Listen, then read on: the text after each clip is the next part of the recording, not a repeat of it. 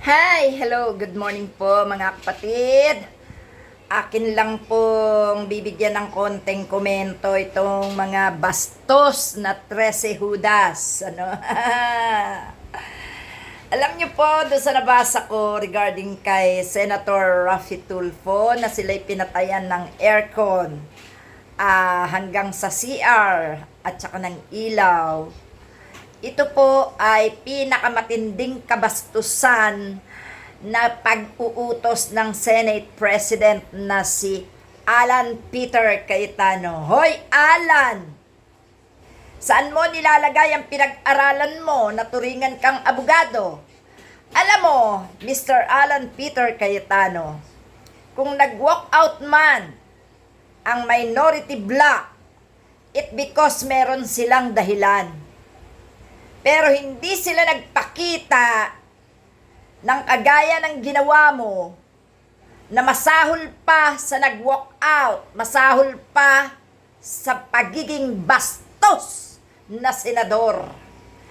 Kayo, hindi na kayo umattend dahil alam nyong wala kayo sa katwiran, pinatayan nyo pa ng kuryente ang mga matitinong taga-minority bloc. Kayong mga taga-majority, walang-wala na kayong magagawa para isalba ang mga sarili nyo, para mapaganda pa ang mga pangalan nyo sa harap ng mga Pilipino.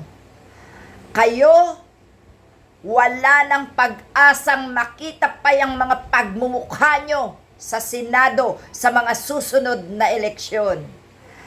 Tama lang, siguro, lubusin nyo na ang inyong pagiging bastos, pagiging walang modo, no? Pagiging mukhang illiterate, at ang pagiging duwag ninyo sa katotohanan. Siguro nga, lubusin nyo na, dahil hinding-hindi na mangyayari yan sa Senado. Hinding-hindi na mangyayari na binaboy nyo, binastos nyo ang Senado dahil sa inyong mga pansariling kapakanan. Asa na ngayon ang inyong amo na si Duterte?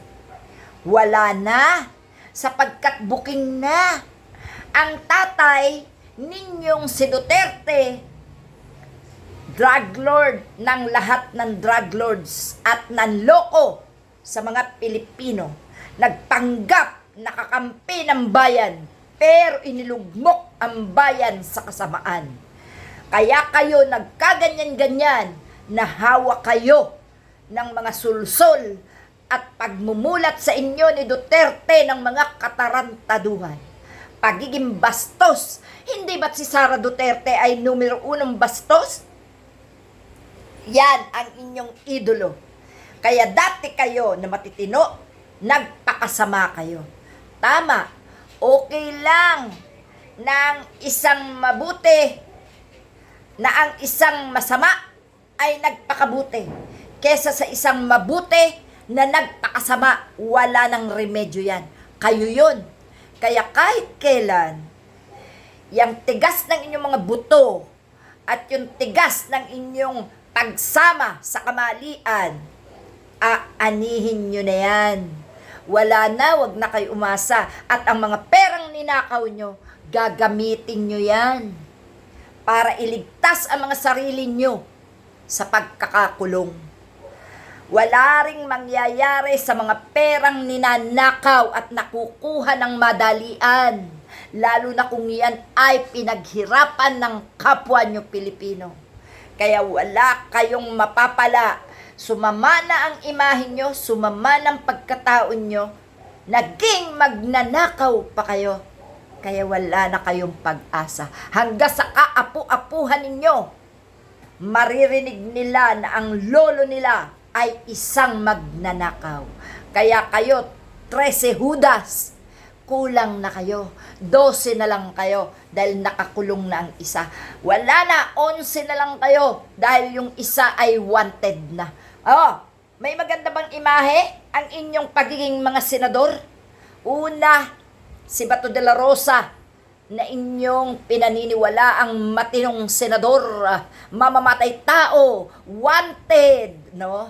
Pangalawa, si Jinggoy Estrada magnanakaw. Lahat na lang sa inyo, mamamatay tao, magnanakaw, nasa inyo na, no? Bastos, nasa inyo ng lahat, no? At ngayon, susunod na si Bongo, sunod si Padilla, lalo ka na. Dahil ikaw ang nagtago kay Bato de la Rosa dyan sa Senado. Kayo ni Robin Padilla na inutusan mo. Kaya kayo ikaw Cayetano, napakabastos mo. Natural lang at dapat lang ibulgar ng kapwa nyo senador na matitino ang lahat ng kagaguhan at kahayupan nyo dyan sa Senado. So salamat kay Senator Raffy Tulfo sapagkat ibinulalas niya ang kasamaan, ang kawalanghiyaan, at ang katangahan, ang karuwagan, at pagiging walang modo ng kanilang mga kasama na nasa majority block. No? Nakakahiya ka, Cayetano. Kaya ka pala nagpilit na maging Senate President para makontrol mo ang lahat at para magawa mo ang lahat. Hoy, hindi ka namin tinuturing na Senate President. Hindi ka namin tinuturing na senador. Tinuturing ka namin na pangalawa kay Sara Duterte. Baliw. Wala kayong kakwenta-kwenta. Mga bastos. Walang modo. Kayo yun. Sayang ka, Cayetano. Dahil nadadamay lahat ng kadugo mo sa ginagawa mo. Buti na lang matino yung kapatid mo. Kahit papano may respeto pa kami. Pero sa'yo at sa kapatid mong si Pia at dyan sa mga kasama mo, wala na. No? Sa sorry na lang. Bastos si Peter Alan Cayetano, senador na walang modo.